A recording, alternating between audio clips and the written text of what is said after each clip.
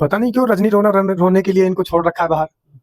जिस तरीके से ये बार बार रजनी रो रहे हैं, तो इस तरीके का रोना इनको रोने के लिए छोड़ क्यों रखा है? जब इनकी गलती है और वो साबित हो चुकी है और केस दर्ज हो चुका है, तो फिर इनको सलाखों के पीछे क्यों नहीं डाल दिया जा रहा है? शायद केस की वजह से ही माफी चल रही है लगातार। जाहिर सी बात है, जब तक इन्हें पता नहीं था तब तक तो ये बड़े शेर बनकर दहाड़ रहे थे। तब तक तो ये बता रहे थे कि जो इनकी बेटी को और इनकी बहन को और इनकी पता नहीं किस किस को, तो आतंकवादियों की बहन बताने वाला हमारे देश की सेना को आखिर बाहर घूम क्यों रहा है? सबसे बड़ा सवाल ये उठता है।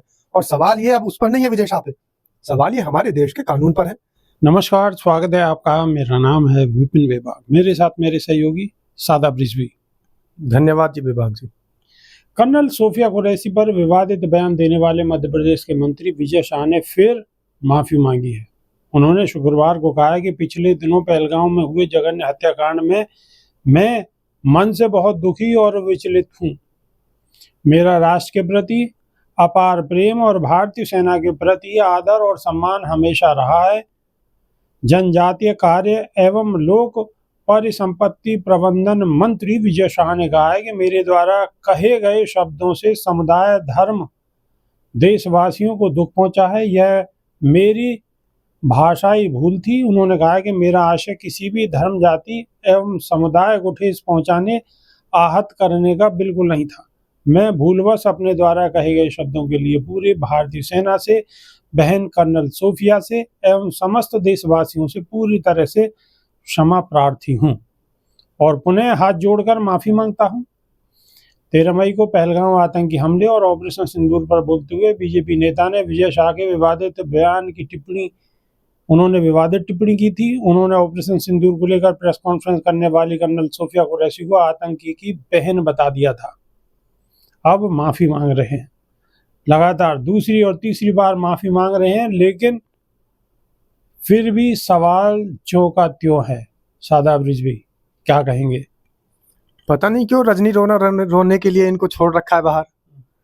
जिस तरीके से ये बार बार रजनी रो रहे हैं, तो इस तरीके का रोना इनको रोने के लिए छोड़ क्यों रखा है? जब इनकी गलती है और वो साबित हो चुकी है और केस दर्ज हो चुका है, तो फिर इनको सलाखों के पीछे क्यों नहीं डाल दिया जा रहा है? शायद केस की वजह से ही माफी चल रही है लगातार।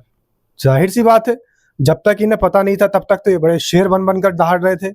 तब तक तो ये बता रहे थे कि जो इनकी बेटी को और इनकी बहन को और इनकी पता नहीं किस किस को, तो आतंकवादियों की बहन बताने वाला हमारे देश की सेना को आखिर बाहर घूम क्यों रहा है? सबसे बड़ा सवाल ये उठता है। और सवाल ये अब उस पर नहीं है विजय शाह पे, सवाल ये हमारे देश के कानून पर है।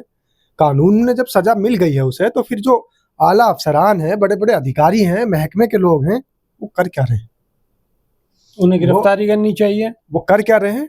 वो ये कर रहे हैं जो गवाही साहब ने पहले ही पूर्वाग्रह के चलते बता दिया था कि आप मंत्री हो, हमें पता है कि आपका कुछ नहीं है। अब कोई अगर उनको गिरफ्तार करने पहुंचेगा, इंस्पेक्टर रैंक का अधिकारी भी अगर कोई पहुंचेगा, तो उसे भी डर है कि कहीं उसका तबादला ना हो जाए, लाइन हाजिर ना हो जाए, या तत्काल प्रभाव से इसे निलंबित ना कर दिया जाए। तो इसलिए कोई आदमी वहां पर ये साहस नहीं दिखा पा रहा है कि आखिर ऐसे बड़े अपराधी को, जिसने देश की सेना के खिलाफ अनर्गल बयानबाजी की हो और देश की सेना के तार सीधे सीधे लश्कर तैयबा से जोड़ दिए हों, अलकायदा से जोड़ दिए हों, ऐसे अपराधी को अब तक सलाखों के पीछे होना चाहिए था। अब वो अपराधी बार बार अपना रजनी रोना लोगों के सामने रख रहा है, तो इस रोने से तो काम चलने वाला नहीं है। इस रोने से तो बिल्कुल भी उनकी सजा माफ होने वाली नहीं है। और उनका गुनाह तो इतना बड़ा है कि वो चाहे इससे भी बड़ा रोना रो लें, लेकिन गुनाह माफ करने काबिल नहीं है। उनको तो सलाखों के पीछे जाना पड़ेगा। बल्कि मेरा तो यहाँ तक क्या कहना है कि ऐसे व्यक्ति को तो देश से निर्वासित कर देना चाहिए। उनका देश के अंदर रहने का कोई अधिकार नहीं है।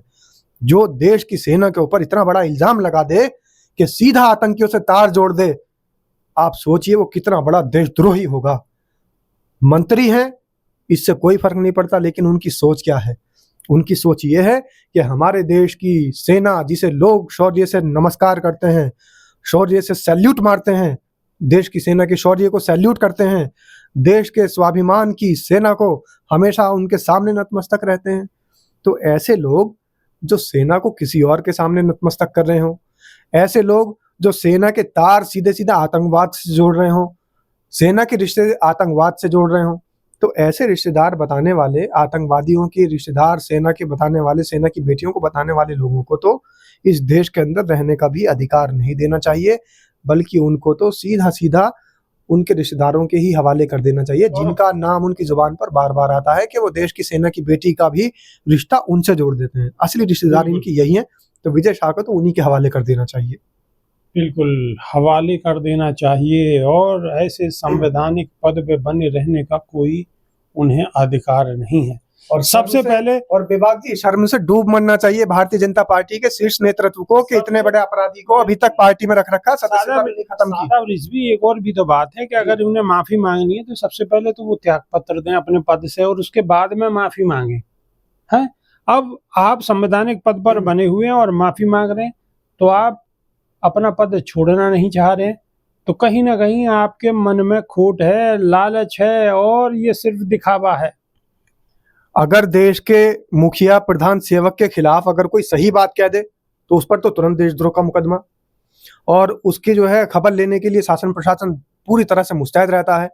आप देखिए प्रोफेसर अली खान के साथ में क्या किया। अली खान महमूदाबाद की गलती क्या है? सच की आवाज उठा रहे हैं। और अली खान महमूदाबाद कोई एक छोटा नाम नहीं है। अली खान महमूदाबाद क्रांतिकारियों के घर से जन्मा एक बालक था, और क्रांतिकारी उनके घर के अंदर, उनके खून के अंदर स्वतंत्रता संग्राम का सेनानियों का खून बहा है। तो अगर वो कोई व्यक्ति अगर हमारे देश के प्रधानमंत्री के खिलाफ या देश की नीतियों के जो गलत नीतियां हैं उनके खिलाफ आवाज उठा दे तो उसे सलाखों के पीछे डालने में देर नहीं लगती।